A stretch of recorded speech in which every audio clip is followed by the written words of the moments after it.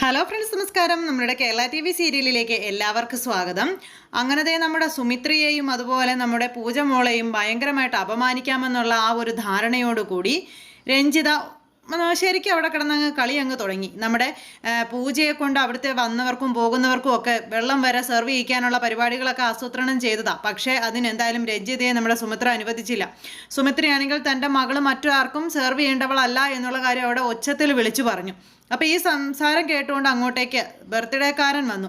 അപ്പോൾ എന്താ ആൻറ്റി ഇവിടെ പ്രശ്നം എന്ന് ചോദിച്ചപ്പം, ഞങ്ങളെ ഇത്രയും പേരുടെ മുന്നിലിട്ട് അപമാനിക്കാൻ വേണ്ടിയിട്ടാണോ നീ ഇങ്ങോട്ടേക്ക് ഞങ്ങളെ വിളിച്ചത് അല്ലെങ്കിൽ ക്ഷണിച്ചതെന്നൊക്കെ ചോദിച്ചു. ഞങ്ങളുടെ സ്ഥാനം എന്താണെന്ന് നിൻ്റെ അമ്മയാണ് തീരുമാനിച്ചിരിക്കുന്നത്. അങ്ങനെ അവൾക്ക് തീരുമാനിക്കേണ്ട കാര്യമില്ല. ഒരു കോടീശ്വരി വന്നിരിക്കുന്നു എന്നൊക്കെ പറഞ്ഞുകൊണ്ട് സുമിത്ര അതിനെ തിരിച്ചടിച്ചു.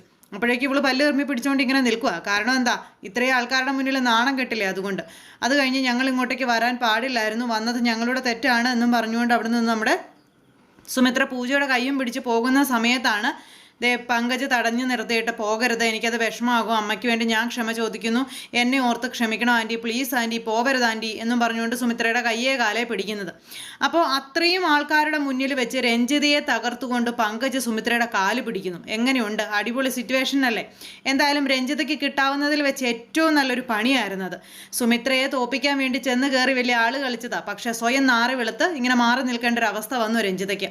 എന്തായാലും പങ്കജ് അത്രയും പറഞ്ഞപ്പോഴത്തേക്കും പൂജ പറഞ്ഞു, അമ്മേ പങ്കജ് അത്രയ്ക്ക് പറഞ്ഞതല്ലേ, ഇനിയിപ്പോൾ നമ്മളായിട്ട് ഈ ഒരു ബർത്ത്ഡേ ഫംഗ്ഷൻ അത് മോശമാക്കണ്ട, അല്ലെങ്കിൽ അത് നശിപ്പിച്ച് കളയണ്ട, നമുക്ക് നിൽക്കാമെന്ന് പറഞ്ഞു. അപ്പോൾ മോള് പറഞ്ഞത് കൊണ്ട് മാത്രം നിൽക്കാമെന്ന് സുമിത്രയെ സമ്മതിച്ചു.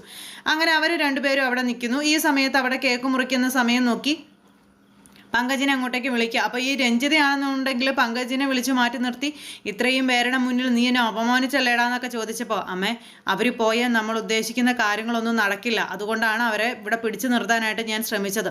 അമ്മയ്ക്ക് എന്താ മനസ്സിലായില്ലേ അതെന്നും ചോദിച്ച് അമ്മയോട് പറയണം.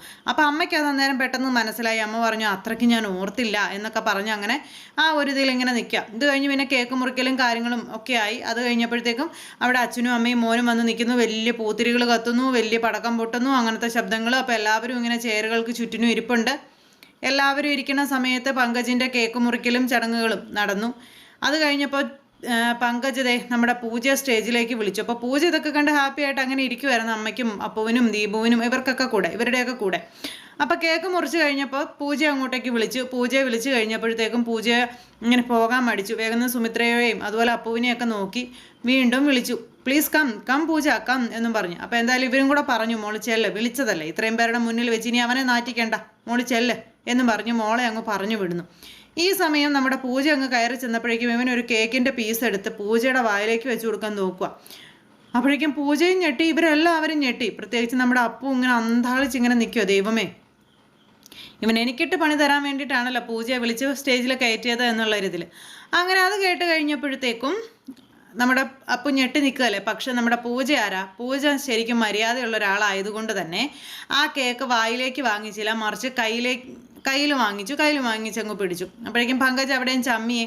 പങ്കജിന് അതും ഒരു ഇരുത്തായിപ്പോയി. കാരണം എന്താ, പൂജ അത് വാങ്ങിച്ചില്ലല്ലോ. ഈ സമയത്ത് സരസ്വതിയമ്മയ്ക്ക് പറ്റുന്ന രീതിയിൽ കുശുമ്പും കുന്നായ്മയായിട്ട് സുമിത്രയെ ഇങ്ങനെ ചുറ്റി വരിഞ്ഞ് കിടപ്പുണ്ട്. അപ്പോൾ സരസ്വതി അമ്മയുടെ ഈ ഒരു ഏഷണി നുണയൊക്കെ എത്രത്തോളം ആണെന്ന് അറിയാവുന്നത് കൊണ്ട് സുമിത്ര അതിനൊന്നും വലിയ ഗൗരവമായിട്ട് കണ്ടുമില്ല. സുമിത്ര അതിനെ വലിയ ഗൗനിച്ചുമില്ല.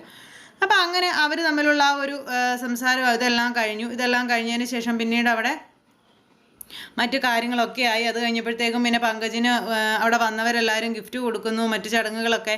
അപ്പോഴേക്കും ഇവിടെ കേക്ക് മുറിച്ചപ്പോഴേക്കും എല്ലാവരും ഭയങ്കരമായിട്ട് കൈയടിച്ച് ഒച്ചത്തിൽ പാസ്സാക്കുകയൊക്കെ ചെയ്തു. അപ്പോൾ ഈ പരമശിവൊക്കെ അവിടെ ഇരുന്ന് കൈയടിക്കുന്നുണ്ട്. അപ്പോൾ സുമിത്ര ഇടയ്ക്കിടയ്ക്ക് ഇയാളെ വാച്ച് ചെയ്യുന്നുണ്ട്, ഇയാൾ എന്താണ് ചെയ്യുന്നത്, ഇയാൾ എങ്ങോട്ടാണ് ചലിക്കുന്നതെന്നൊക്കെ. പക്ഷെ ആ സമയത്ത് നമ്മുടെ സുമിത്രയ്ക്കൊരു ചതി പറ്റി. സുമിത്രയ്ക്ക് ചതി പറ്റിയത് മറ്റൊന്നുമല്ല, പരമശിവത്തിനെയും അതുപോലെ തന്നെ രഞ്ജിതയുടെയും നീക്കങ്ങൾ ശ്രദ്ധിച്ചുകൊണ്ടിരുന്ന സമയത്ത് സുമിത്രയെ ചതിക്കാൻ രഞ്ജിത ഏർപ്പാടാക്കിയ പെരുങ്കള്ളി കാണിച്ചു കൂട്ടിയ കൊള്ളരുതായ്മ സുമിത്ര കാണാതെ പോയി. അപ്പോൾ സുമിത്രയ്ക്ക് അതൊരു വലിയ വീഴ്ചയായിപ്പോയി. എന്തായാലും എല്ലാവരുടെയും ആ ഒരു സാന്നിധ്യത്തിൽ പിറന്നാൾ ആഘോഷവും ഭക്ഷണം കഴിപ്പും അതുപോലെ ഫോട്ടോ എടുപ്പും ഇതെല്ലാം കഴിഞ്ഞു.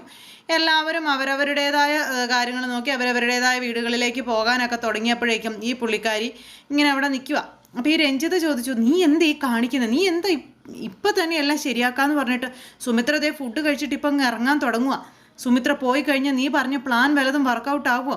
നീ ചുമ്മാ സമയം കളയുവാണോ? നീ എന്താ ഇങ്ങനെയൊക്കെ എന്നൊക്കെ ചോദിച്ചുകൊണ്ട് കൂട്ടുകാരിയോട് ചെന്ന് ചോദിച്ചപ്പോൾ, നീ ഇങ്ങനെ കിടന്ന് വെപ്രാളം പിടിക്കാതെ രഞ്ജിതേ, സമയമുണ്ട്, അതിനുള്ള സമയമൊക്കെ ആയി, ഞാൻ അതൊക്കെ പ്ലാൻ ചെയ്തിട്ടുണ്ട്, നീ ചുമ്മാ ടെൻഷൻ ആവാതിരിക്കുക, നീ ധൈര്യമായിട്ട് അവിടെ പോയി നിൽക്കുക, ഒന്നും അറിയാത്തതുപോലെ നീ അവിടെ പോയി നിൽക്കുക, പോകാനുള്ളവരെയൊക്കെ യാത്ര അയക്കുക, സുമിത്രയും ഒക്കെ നീ യാത്ര അയച്ചു, അതിനൊന്നും കുഴപ്പമില്ല, സംഭവ സമയം അത് ഞാൻ കുറിച്ചിട്ടിട്ടുണ്ട്, അത് നടക്കും എന്നും പറഞ്ഞു.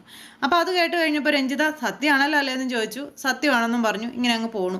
അങ്ങനെ പോയി അവരവിടെ ഇങ്ങനെ നോക്കി നിൽക്കുമ്പോഴേക്കും രഞ്ജിതയുടെ ഉള്ളിൽ ഇങ്ങനെ കിടന്ന് ഇങ്ങനെ തേടിക്കൊണ്ടിരിക്കുക, എപ്പോഴാണ് അവൾ വരുന്നത് എന്നുള്ളത്. ആ സമയം നമ്മുടെ സുമിത്രയും അതുപോലെ പൂജയും കൂടി എല്ലാവരോടും യാത്ര പറഞ്ഞു പോകാനായിട്ട് ഇറങ്ങുന്നു. അപ്പോഴേക്ക് ഈ പുള്ളിക്കാരി അവിടെ നിന്ന് കരഞ്ഞുകൊണ്ട് ഓടി, അയ്യോ ഓടി വരണേ എന്നും പറഞ്ഞുകൊണ്ട് ഇങ്ങനെ. അപ്പോഴേക്കും എല്ലാവരും ഇങ്ങനെ ആകെ ഞെട്ടി, എല്ലാവരും ഇങ്ങനെ നോക്കും, എന്താ ഓടി വരണേ എന്നൊക്കെ പറയുന്നത്. അപ്പം എല്ലാവരും കൂടി ഇങ്ങനെ വന്ന് നോക്കി കഴിഞ്ഞപ്പോൾ എന്താ കാര്യം എന്ന് ചോദിച്ചു. അതെ, എൻ്റെ ചെയിൻ കാണാതെ പോയെന്ന് പറഞ്ഞു. ചെയിൻ കാണാതെ പോകാനോ? എൻ്റെ ചെയിൻ കാണാതെ പോയി, എൻ്റെ കയ്യിലുണ്ടായിരുന്ന ചെയിനാ, ഞാനിവിടെ വന്ന സമയത്ത് എൻ്റെ കയ്യിലുണ്ടായിരുന്നു എന്നൊക്കെ പറഞ്ഞു. അപ്പോഴേക്ക് രഞ്ജിത വിഷയം അങ്ങോട്ട് എടുത്ത് തിരിച്ചു വെക്കാനായിട്ട് തുടങ്ങി. ചെയിൻ കാണാതെ പോകാൻ, ഇവിടെ വന്നതിന് ശേഷം ഒരാളുടെ ചെയിൻ കാണാതെ പോകാമെന്നൊക്കെ പറഞ്ഞാൽ അതൊരിക്കലും അംഗീകരിച്ചു കൊടുക്കാൻ പറ്റുന്ന കാര്യമല്ല. ആരായിരിക്കും ആ ചെയിൻ എടുത്തത്, എന്തായിരിക്കും ചെയിനിന് സംഭവിച്ചത് തുടങ്ങിയ രീതിയിലൊക്കെ ഇങ്ങനെ പറയണേ. അപ്പോൾ അതൊക്കെ കേട്ട് കഴിഞ്ഞപ്പോഴത്തേക്ക് നമ്മുടെ സുമിത്രയ്ക്ക് മനസ്സിലായി റൂട്ട് എങ്ങോട്ടാണ് പോകുന്നതെന്നുള്ളത്. അപ്പോൾ ഇവിടെ ചെയിൻ കാണാതെ പോയതിൻ്റെ പേരിൽ നിനക്ക് ആരെങ്കിലും സംശയമുണ്ടോ എന്ന് രഞ്ജിത ചോദിച്ചു. അപ്പോഴേക്കും നമ്മുടെ സുമിത്രയെ ചൂണ്ടിക്കാണിച്ചിട്ട്, ഈ പുള്ളിക്കാരി എൻ്റെ ചെയിനിൻ്റെ അടുത്തോടെ വരുന്നതൊക്കെ ഞാൻ കണ്ടായിരുന്നു, എന്നെ ചുറ്റിപ്പറ്റി നിൽക്കുമായിരുന്നു, ഇവരായിരിക്കും എടുത്തതെന്ന് എൻ്റെ മനസ്സ് പറയുന്നു എന്നും പറഞ്ഞുകൊണ്ട് നമ്മുടെ സുമിത്രയുടെ പേര് പറഞ്ഞു. അപ്പോൾ സുമിത്രയുടെ പേര് പറഞ്ഞപ്പം, ഞാൻ നിൻ്റെ ചെയിൻ എടുക്കാനോ? നിൻ്റെ ചെയിൻ എടുക്കേണ്ട ആവശ്യം എനിക്കെന്താ? ആവശ്യമില്ലാത്തൊരു സാധനം അന്യൻ്റെ മുതൽ ഞാൻ എടുക്കാറില്ലെന്നൊക്കെ പറഞ്ഞപ്പം, അതെ നിർത്ത് സുമിത്ര, കൂടുതൽ ഡയലോഗ് അടിക്കാനൊക്കെ വരട്ടെ, ആദ്യം അവളുടെ സംശയം ശരിയാണെന്ന് നോക്കട്ടെ. സുമിത്ര പോകാനോ നിൽക്കുക, അവൾക്ക് സുമിത്രയെ സംശയമുള്ള സ്ഥിതിക്ക് സുമിത്രയെ പരിശോധിക്കണം. സുമിത്രയെ പരിശോധിച്ച് സുമിത്ര ഇതിനകത്ത് തെറ്റുകാരിയാണോ എന്ന് കണ്ടെത്തണം. എങ്കിൽ മാത്രമേ സുമിത്രയ്ക്ക് ഇവിടുന്ന് പോകാനായിട്ട് പറ്റുള്ളൂ എന്നൊക്കെ പറഞ്ഞുകൊണ്ട് രഞ്ജിത കിട്ടിയ അവസരം അങ്ങോട്ട് ശരിക്കും അവിടെ കിടന്ന് ആസ്വദിക്കുവാണ്. അപ്പോൾ സുമിത്രയ്ക്ക് മനസ്സിലായി ഇവളുമാർ രണ്ടുപേരും ഒറ്റക്കെട്ടാണ്, ഇവൾ രണ്ടുപേരും കൂടി തനിക്കിട്ട് പണിയുന്നതാണ്. സുമിത്ര ഒന്നും വേണ്ടിയില്ല, ഒരു കൂസലും ഇല്ലാതെ അവിടെ ഇങ്ങനെ നിന്നു. അപ്പോഴത്തേക്കും നമ്മുടെ പൂജ ഇങ്ങനെ ഞെട്ടി. കാരണം അമ്മയെ പരിശോധിക്കണം എന്നൊക്കെ പറഞ്ഞപ്പോൾ രഞ്ജിതാൻ്റെ എന്തൊക്കെയാണ് പറയുന്നത്, എൻ്റെ അമ്മ ഒരിക്കലും അങ്ങനെ മറ്റുള്ളവരുടെ ഒന്നും എടുക്കില്ലെന്ന് പറയുമ്പോൾ മോള് ഒന്നും പറയണ്ട. രഞ്ജിതയുടെ കൂട്ടുകാരിക്കും ഇപ്പോൾ എന്നെയല്ലേ സംശയം, അതുകൊണ്ട് തന്നെ അമ്മയെ പരിശോധിച്ചോട്ടെ, അമ്മയ്ക്ക് ഒരു കുഴപ്പമില്ല എന്ന് പറഞ്ഞു. എന്നിട്ട് സുമിത്രയുടെ കയ്യിലിരിക്കുന്ന പേഴ്സ് അങ്ങ് കൊടുത്തു. ഞാൻ കൊണ്ടുവന്നത് ആകെ ഈ ഒരു സാധനമാണ്, ഇതിനകത്ത് നോക്കിക്കോളാൻ പറഞ്ഞു. അങ്ങനെ സുമിത്ര ആ പേഴ്സ് കൊടുത്തപ്പോഴത്തേക്കും രഞ്ജിത്ത് അത് തൊട്ടില്ല. രഞ്ജിത്ത് എന്നിട്ട് കൂട്ടുകാരിയുടെ കയ്യിലേക്ക് കൊടുത്തു, ഇത് നോക്കാൻ പറഞ്ഞു. കൂട്ടുകാരി എന്നിട്ട് ഇങ്ങനെ തലങ്ങും വിലങ്ങും ഒക്കെ ഇങ്ങനെ നോക്കുക. സുമിത്രയാണ് ഇത് എവിടം വരെ പോകുമെന്ന് അറിയാൻ വേണ്ടി കയ്യും കെട്ടി ഇങ്ങനെ നോക്കി നിൽക്കുക.